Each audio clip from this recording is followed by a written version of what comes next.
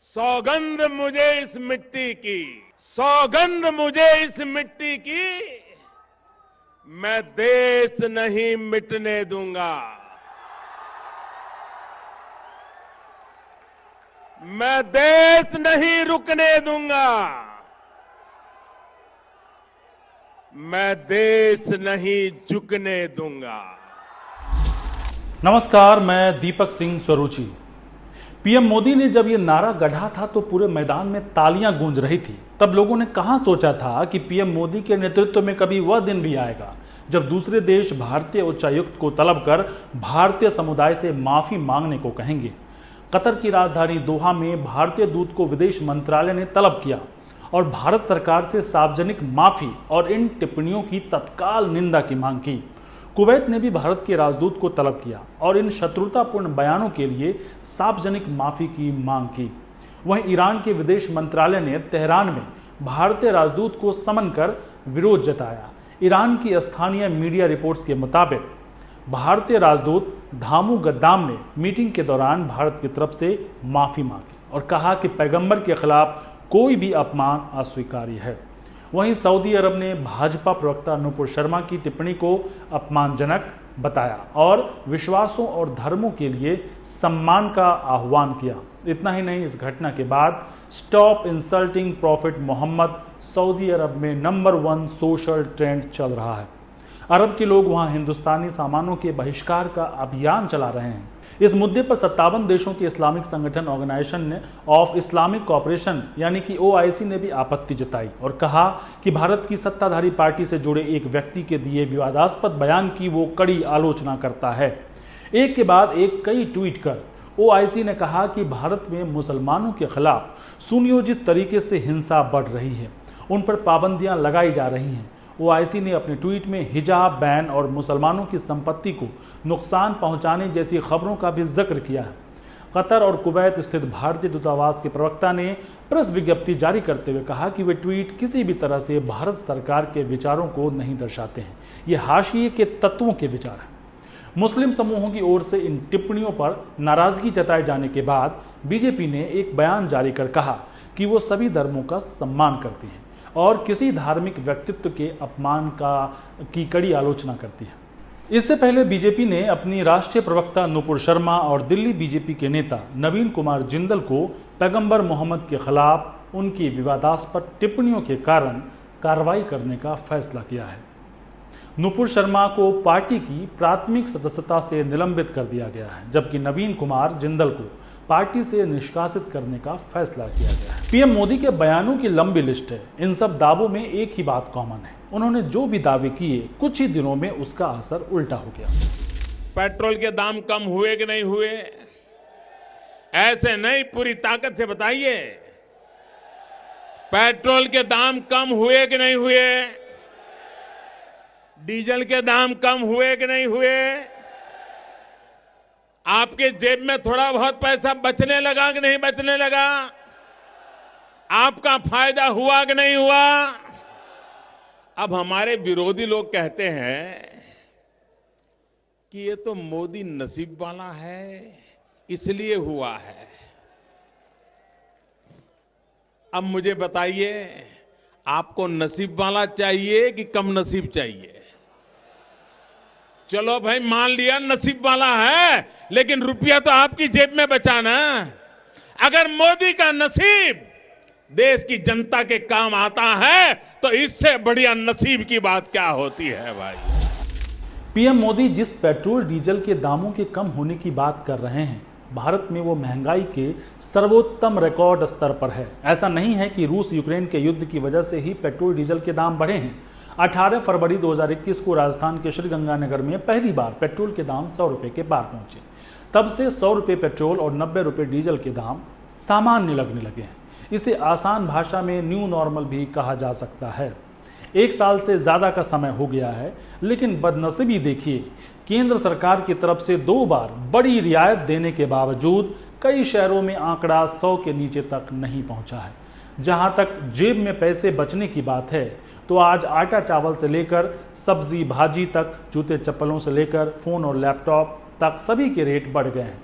नौकरी है तो ऑफिस जाना और आना, नहीं है तो नौकरी ढूंढना, कुछ भी आसान नहीं रह गया। अगर दिल्ली जैसे शहर में किसी शख्स की सैलरी 50,000 रुपये है तो उसके जेब में कितना बचता है जानते हैं। मिलिए विनोद जी से। हमने आपको समझाने के लिए एक कैरेक्टर लिया है जिनका नाम विनोद जी है। उनकी सैलरी 50,000 रुपये है। परिवार में विनोद जी के अलावा उनकी पत्नी, बूढ़े माता पिता और एक बेटा बेटी है। एक बेटा है जो दूसरी कक्षा में पढ़ता है और एक बेटी है जो 8वीं क्लास में पढ़ती है। बेटी की पढ़ाई में महीने का तकरीबन 20,000 रुपये खर्च होता है। और हाँ, मैं यहाँ जिस स्कूल की बात कर रहा हूँ वो टॉप ब्रांड का नहीं है बल्कि एक औसत स्कूल है। यहाँ पर पढ़ने वाले ज़्यादातर बच्चों के माँ बाप नौकरी पेशा हैं और उनकी तनख्वाह 50,000 के करीब है। विनोद जी का अपना घर नहीं है, इसलिए किराए में 9,500 रुपये खर्च होते हैं। वहीं बिजली बिल में 3,000 रुपये खर्च होते हैं। विनोद जी अपने घर में एसी चलाते हैं, लेकिन यह एसी एयर कंडीशनर वाला नहीं, एयर कूलर वाला है। वहीं 6 लोगों के परिवार में खाने पीने पर महीने का 20,000 रुपये खर्च हो जाता है, जबकि ऑफिस आने जाने में 3,500 रुपये खर्च होते हैं। आपकी जानकारी के लिए बता दूं कि विनोद जी के पास एक 2 पहिया गाड़ी, यानी कि आमदनी 50,000 और खर्च लगभग 57,000, जबकि अभी इसमें मैंने चॉकलेट, आइसक्रीम, बूढ़े माता पिता की दवाइयाँ, कपड़ा लत्ता, मोबाइल बिल और अन्य तमाम छोटे मोटे खर्चे तो जोड़े ही नहीं। इससे अंदाज़ा लगा लीजिए कि हमारे विनोद जी महीने में कितने पैसे बचा लेते होंगे। कहाँ से मैनेज करते हैं उस पर बात किसी और एपिसोड में। आगे बढ़ते हैं। पीएम मोदी का ये बयान 16 जून 2020 का है, जब पीएम मोदी कहते हैं कि आज भारत उन देशों में से है जहां कोरोना की वजह से सबसे कम मौतें हुई हैं। एक बार यह वीडियो सुन लिया जाए। हमने हालात को नियंत्रण से बाहर नहीं जाने दिया है। समय पर ट्रेसिंग, ट्रीटमेंट और रिपोर्टिंग, उसके कारण हमारे यहां संक्रमण से रिकवर होने वालों की संख्या लगातार बढ़ रही है। ये राहत की बात है कि आईसीयू और वेंटिलेटर केयर की जरूरत भी बहुत कम मरीजों को पड़ रही है। समय पर उठाए गए सही कदमों के कारण हम सभी इस बड़े खतरे का मुकाबला कर पाए हैं। आज पूरे देश में कोरोना की 900 से ज्यादा टेस्टिंग लैब है, लाखों कोविड स्पेशल बेड है, हमारे क्वारंटीन और आइसोलेशन सेंटर्स हैं और पेशेंट्स की सुविधा के लिए पर्याप्त ऑक्सीजन की सप्लाई भी है। इससे पहले कि मैं इस बयान पर चर्चा करूं, पीएम मोदी का एक और बयान सुन लेते हैं। यह वीडियो 17 जून 2020 का है, जिसमें पीएम मोदी कह रहे हैं कि हमारे पास अस्पतालों में बेड की कमी नहीं है, पर्याप्त ऑक्सीजन सप्लाई है। पहले यह वीडियो भी सुन ही लेते हैं।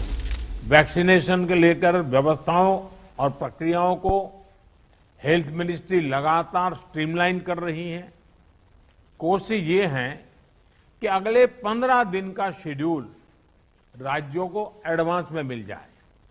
इससे आपको भी पता रहेगा कि जिले में कितने लोगों के लिए वैक्सीन उपलब्ध होने जा रही है और आपको किस हिसाब से तैयारी करनी है। आप तमाम दर्शक जो मेरा यह कार्यक्रम देख रहे हैं, आप खुद ही तय कीजिए कि फरवरी 2021 में देश की क्या हालत थी। ऑक्सीजन के लिए सड़कों पर तड़पते लोग, अस्पताल में बेड के इंतजार में बैठे मरीज, दवाओं के लिए दर दर भटकते मरीजों के परिजन। शायद ही कोई परिवार ऐसा बचा होगा जिसने किसी अपने को दूसरी लहर में नहीं खोया। अगर भारत सरकार के आंकड़ों की ही बात करें तो भारत में कोरोना संक्रमण का पहला केस 30 जनवरी 2020 को केरल में सामने आया था। पहली लहर का पीक 17 सितंबर को था। उस दिन 24 घंटे में 97,894 मामले सामने आए थे। उसके बाद पहली लहर कमजोर पड़ गई और पहली लहर के सबसे कम मामले 16 फरवरी 2021 को आए। 16 फरवरी को एक दिन में मात्र 9,121 केस मिले। इस दौरान 1.09 करोड़ लोग कोरोना संक्रमित हुए, जबकि 1.55 लाख लोगों की मौतें हुई।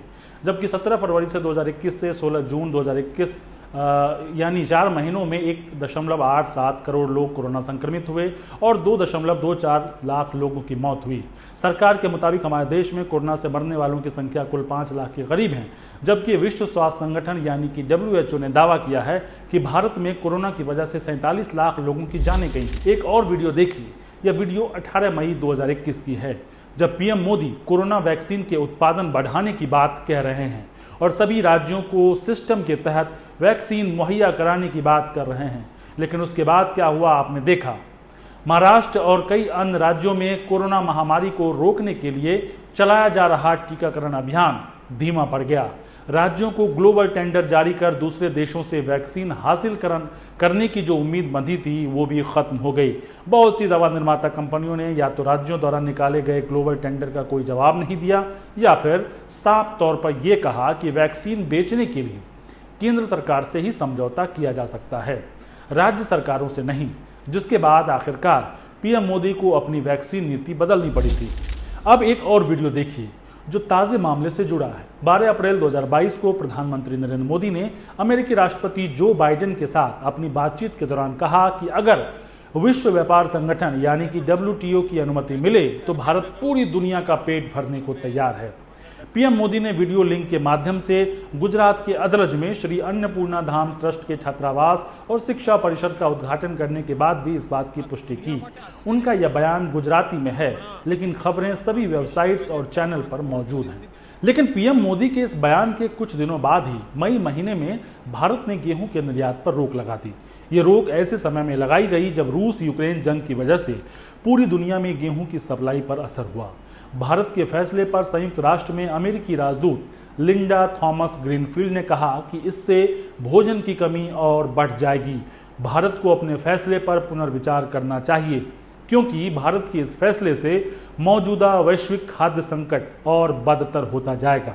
सोचिए, गेहूं का सबसे ज्यादा निर्यात करने वाला भारत के सामने अपने ही देश के लोगों की पेट भरने तक की समस्या पैदा हो गई।